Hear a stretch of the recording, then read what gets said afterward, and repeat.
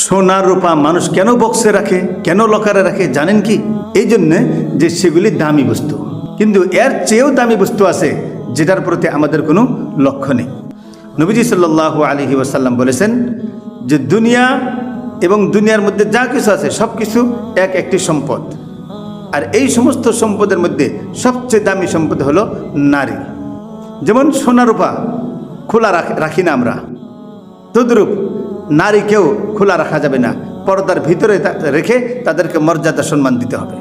কারণ নারী শুধু পরিবার নয়, বরং পুরো সমাজের জন্য ইজ্জতের প্রতীক। তাহলে চলুন আমরা নারীর মর্যাদা রক্ষা করি, যেমন করি সোনার রূপার হেফাজত। সোনার রূপা মানুষ কেন বক্সে রাখে, কেন লকারে রাখে জানেন কি? এই জন্যে যে সেগুলি দামি বস্তু, কিন্তু এর চেয়েও দামি বস্তু আছে যেটার প্রতি আমাদের কোনো লক্ষ্য নেই।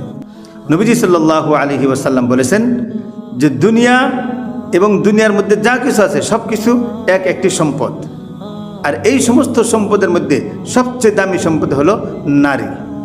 যেমন সোনা রূপা খোলা রাখি না আমরা, তদ্রূপ নারীকেও খোলা রাখা যাবে না, পর্দার ভিতরে রেখে তাদেরকে মর্যাদা সম্মান দিতে হবে। কারণ নারী শুধু পরিবার নয়, বরং পুরো সমাজের জন্য ইজ্জতের প্রতীক। তাহলে চলুন আমরা নারীর মর্যাদা রক্ষা করি, যেমন করি সোনার রূপার হেফাজত।